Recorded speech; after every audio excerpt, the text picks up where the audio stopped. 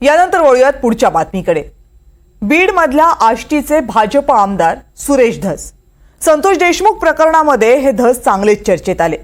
संतोष देशमुखांच्या हत्येला सभागृहामध्ये वाचा फोडली ती सुरेश धसांनी।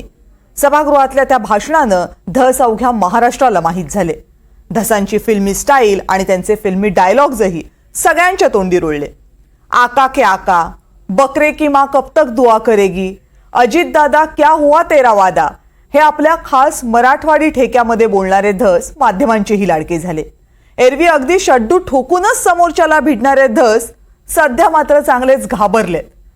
त्यांची कुणीतरी सुपारी दिली आहे म्हणे, आणि तीही पार महाराष्ट्राच्या बाउंड्रीच्या पलीकडची। सुपारी का दिली, सुपारी कुणी घेतली, सुपारी कुठून घेतली, हे धसांचे प्रश्नच नाहीये। धसांचा प्रश्न एकच, सुपारी दिली कुणी, आणि त्याच्या उत्तरादाखल धसांचा इशारा एकाच दिशेला, परळी। रिपोर्ट बघा। बिश्नोई समाजाचे 4 लोक, माझा तर काही संबंधच नाही, त्यांच्याकडून हे लॉरेन्स बिश्नोईकडे जावं, तिकडल्या तिकडं काटा निघावा यांचा, याच्या पाठीमागचा मास्टर माइंड कोण? सुरेश धस, मुक्काम पोस्ट आष्टी, जिल्हा बीड। लॉरेन्स बिश्नोई, मुक्काम पोस्ट साबरमती जेल, गुजरात। एकमेकांपासून किमान 750 किलोमीटर दूर। तरीही भाजप आमदार सुरेश धस यांनी गँगस्टर लॉरेन्स बिश्नोईचा धसका घेतलाय। पण सुरेश धस यांना ही भीती का वाटते, तर त्यामागचं कारण आहे खोक्या। खोक्या प्रकरणात विलन ठरवून आपल्या हत्येचा कट रचल्याचा आरोप सुरेश धस यांनी केलाय।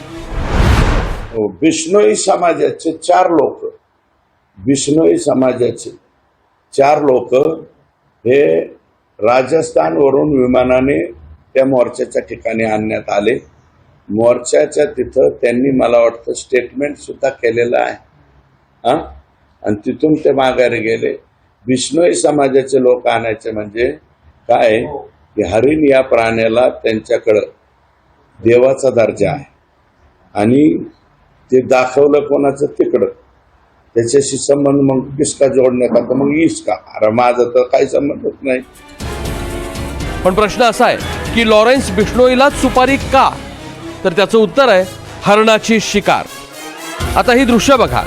महिनाभरापूर्वी खोक्या उर्फ सतीश भोसलेच्या घरावर वन विभागानं धाड टाकली। त्या धाडी दरम्यान हरणाचे सुकलेले मांस, हरणाची हाडं जप्त करण्यात आली।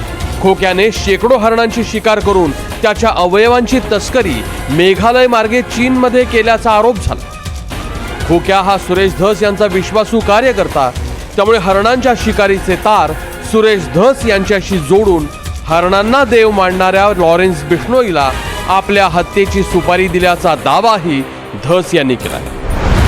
म्हणजे हे ते सलमान खानचं नाही का प्रकरण, लॉरेन्स बिश्नोई, तसं कुणीतरी बिश्नोई समाजाचे लोक बोलवायचे। ते बिश्नोई समाजाचे लोक सिरियसली असतात, मग त्यांच्याकडून हे लॉरेन्स बिश्नोईकडे जावं, तिकडल्या तिकडं काटा निघावा यांचा, अशा पद्धती इतकी भांगार मेंटॅलिटी तुम्ही राजकारणामध्ये ठेवता। अरे कोणत्या प्रकाराला चाललात तुम्ही, काय चालला? लॉरेन्स बिश्नोई हा बिश्नोई समाजाचा गँगस्टर आहे। गेल्या काही वर्षांपासून तो विविध जेलमध्ये बंद आहे। सेलिब्रिटींना धमकावून खंडणी उकळणे हा त्याचा पेशा आहे। जेलमध्ये राहूनच 700 जणांची टोळी तो चालवतोय। देशातल्या 10 राज्यांमध्ये बिश्नोई टोळी कार्यरत आहे। लॉरेन्सच्या टोळीमध्ये अनेक शार्पशूटर्स आहेत। बिश्नोई समाज हा हरणांना देवासमान मानतो, त्यामुळे हरणांचे शिकारी त्यांच्या हिटलिस्टवर असतात। चिंकारा शिकार प्रकरणी सलमान खानही त्याच्या रडारवर आहे। आतापर्यंत देशातल्या अनेक बड्या हत्या या गँगनं फते केल्यात। आता इतक्या मोठ्या गँगस्टरला सुपारी दिल्याचं सांगताना सुरेश धसांनी परळीकडे बोट केलंय। मला एसपीने सुद्धा फोन केला होता, तुमको संरक्षण चाहिए का?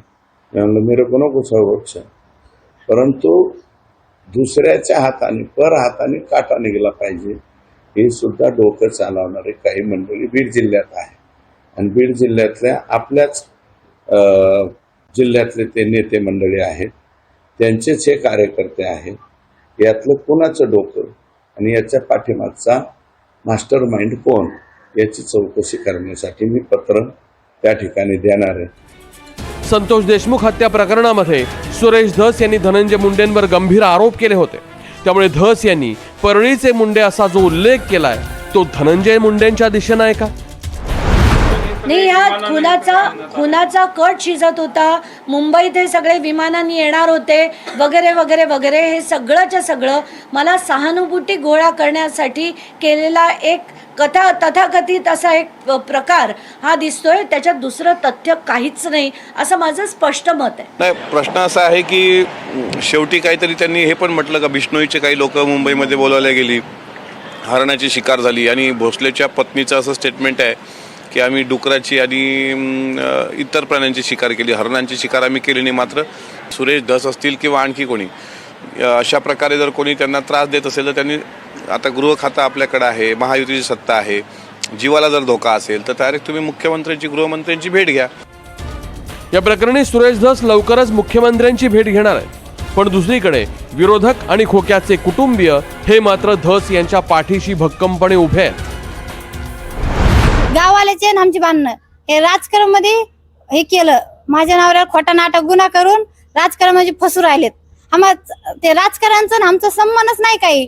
आम्हाला कशाला राजकारणाचा आमचा संबंधच नाही काही. त्याच्यात रानडुकराचं मटण होतं, म्हणजे आमचं हरण मिळण्याचं मटण नव्हतं, ते रानडुकराचं होतं. आमच्या देवाचा कार्यक्रम होता, बोकडा तुळजापूरच्या आईचा देव कार्यक्रमचं ते मटण होतं. ते घरामध्ये बोकड देव असतात आमच्यात, ते कापलं होते आमच्या देवाला.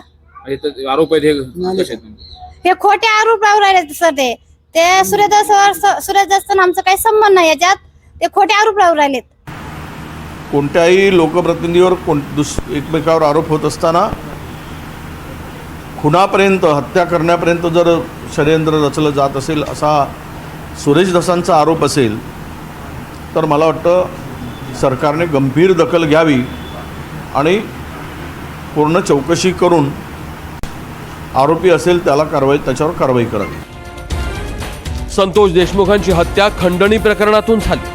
त्याच हत्येला सुरेश धस यांनी वाचा फोडली. मग सुरेश धस यांच्या खोक्याचे प्रताप व्हायरल झाले. त्याच्या तस्करीचे तार चीनपर्यंत पोहोचले आणि आता थेट गँगस्टर लॉरेन्स बिश्नोईची यात एंट्री झाली. कोणत्याही थ्रिलरला लाजवेल असा हा प्लॉट आहे. उगीच म्हणत नाहीत gangs of Beed. Bureau report, NDTV Marathi, Beed.